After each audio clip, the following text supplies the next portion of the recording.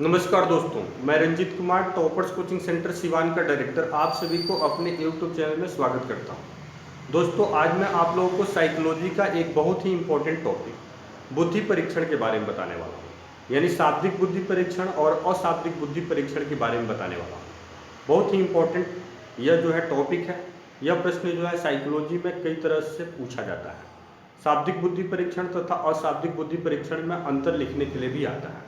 आइए देखते हैं शाब्दिक बुद्धि परीक्षण तथा अशाब्दिक बुद्धि परीक्षण में अंतर। Differences between verbal and non verbal intelligence test. शाब्दिक बुद्धि परीक्षण, वर्बल इंटेलिजेंस टेस्ट।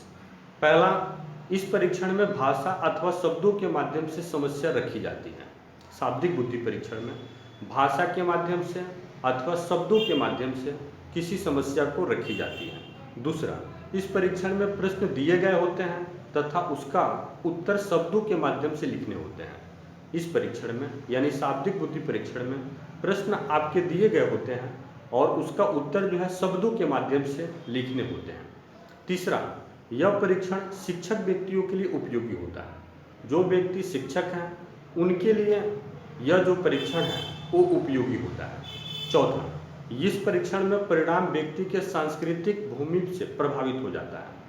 तो यह जो परीक्षण है वह व्यक्ति के सांस्कृतिक पृष्ठभूमि यानी व्यक्ति का रहन सहन, उसका धर्म, इस पर जो है यह परीक्षण जो है प्रभावित हो जाता है। पांचवा, यह परीक्षण कम खर्चीला तथा कम समय में पूरा होने वाला होता है। यानी इस परीक्षण में कम खर्च भी लगता है और कम समय भी लगता है और यह परीक्षण जो है पूरा हो जाता है। छठवां, यह परीक्षण शाब्दिक आधार पर बुद्धि का मापन करता है। यानी शब्दों के आधार पर बुद्धि का मापन करता है। इस तरह से शाब्दिक बुद्धि परीक्षण के बारे में आप समझ लिए। दूसरा टॉपिक है अशाब्दिक बुद्धि परीक्षण, नॉन वर्बल इंटेलिजेंस टेस्ट। पहला, इस परीक्षण में चित्र, मूर्ति, सामग्री, संकेत तथा प्रतीक के रूप में समस्या रखी जाती है। अशाब्दिक बुद्धि परीक्षण में जो परीक्षण किया जाता है इसमें जो है व्यक्ति के सामने चित्र के माध्यम से, मूर्ति सामग्री के माध्यम से या संकेतों के माध्यम से या प्रतीकों के माध्यम से समस्या को रखी जाती है।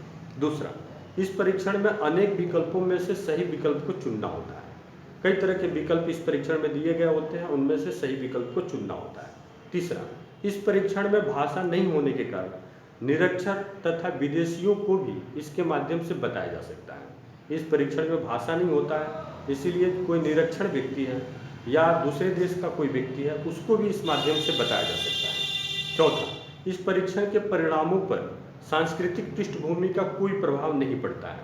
यानी इस परीक्षण के परिणाम पर कोई व्यक्ति जो है उसका कल्चर क्या है, कहाँ से वो आया हुआ है, उसका धर्म क्या है या उसकी वेशभूषा क्या है, इस पर जो है इस परीक्षण का कोई प्रभाव जो है नहीं पड़ता है। अगला, यह परीक्षण क्रियात्मक आधार पर बुद्धि का मापन करता है। अशाब्दिक बुद्धि जो परीक्षण होता है यह परीक्षण जो है क्रियात्मक आधार पर बुद्धि का मापन करता है। इस तरह से आप जो है शाब्दिक बुद्धि तथा अशाब्दिक बुद्धि परीक्षण में अंतर समझ गए होंगे। दोस्तों, आपको हमारा काम पसंद आता है तो आप हमारे चैनल को निश्चित रूप से सब्सक्राइब कीजिए, शेयर कीजिए, कमेंट कीजिए, लाइक कीजिए। बहुत बहुत धन्यवाद दोस्तों, थैंक यू।